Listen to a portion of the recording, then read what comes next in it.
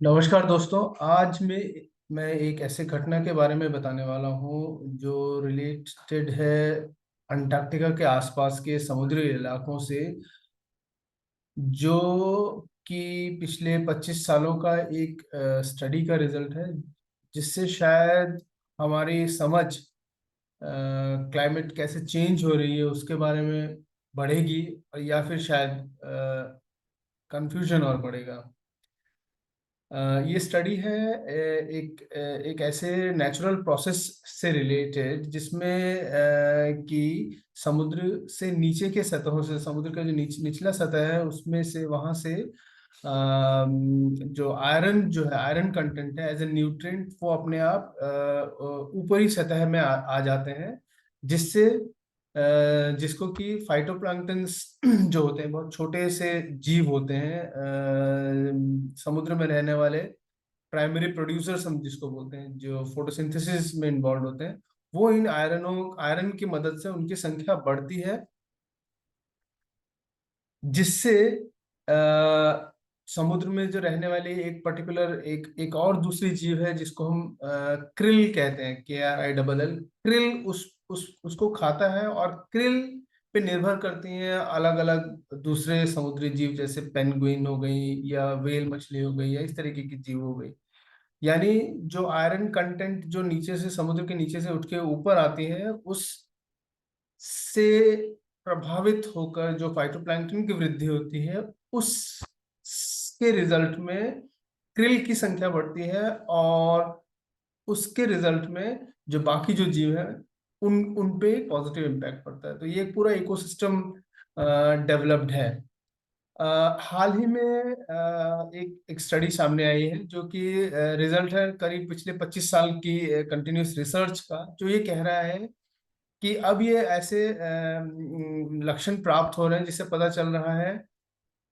कि फाइटोप्लैंक्टन्स को नियमित मात्रा में आयरन नहीं मिल पा रही है, जिसके कारण से फाइटोप्लैंक्टन की संख्या में कमी आ रही है, और जिसके कारण से उस पर जो निर्भर जो पूरा इकोसिस्टम है वो इफेक्ट हो रहा है। और ये कंटिन्यूसली कम ही होता जा रहा है, और ये भी प्रेडिक्ट कर रहा है कि अब आने वाले दिनों में फाइटोप्लैंक्टन की संख्या और भी कम होगी। अब जैसे कि मैंने शुरुआत में कहा, जो जो पिछले और भी जो क्लाइमेट मॉडल्स जो बने हैं, वो ये सजेस्ट कर रहे थे इतने दिनों कि दक्षिण ध्रुव में, जो अंटार्कटिका के आसपास का समुद्र है, वहां पर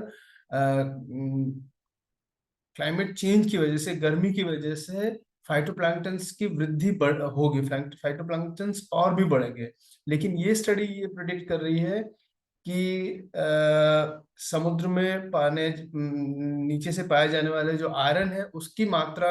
कम होने की वजह से फाइटोप्लैंक्टन्स जो है वो घट रहे हैं। हालांकि कुछ मत ऐसे भी हैं जो ये बता रहे हैं कि ये जरूरी नहीं है कि आयरन के ऊपर ही डिपेंड करके, आयरन की वजह से ही यह फाइटोप्लैंक्टन कम हो रहे हैं। कुछ और भी कारण हो सकते हैं, जैसे कि समुद्र में कार्बन की मात्रा ज्यादा होने से समुद्र का जो एसिडिफिकेशन होता है वह प्रभावित करता है इन फाइटोप्लैंक्टन्स को। दूसरा हो गया, जैसे समुद्र के जो अलग अलग सतह किस तरीके से मिक्स हो रहे हैं, या जो बढ़ते तापमान की वजह से उनमें जो मेटाबॉलिज्म की मात्रा बढ़ रही है, वह भी काफी हद तक जो है आयरन का इंटेक को प्रभावित कर रही है, उसको कम कर रही है, जिसके कारण से फाइटोप्लैंक्टन की संख्या में कमी दिखी गई। लेकिन ये एक इंटरेस्टिंग स्टडी है, जो पहली बात तो हमारे जो इकोसिस्टम के बारे में, स्पेशली फूड चेन्स के बारे में हमारे नॉलेज को और गहरा करती है, और सेकेंडली इनका ओवरऑल कार्बन साइकिलिंग या क्लाइमेट चेंज में क्या प्रभाव है, उससे उससे रिलेटेड हमारे नॉलेज को भी बढ़ाती है। अब आगे समय ही बताएगा कि यह जो है जो कमी देखी जा रही वो एक्चुअली में क्या उसके परिणाम हो सकते हैं, क्या और दुष्परिणाम बढ़ेंगे, या फिर इसका कुछ और भी अलग परिणाम हो सकता है। धन्यवाद।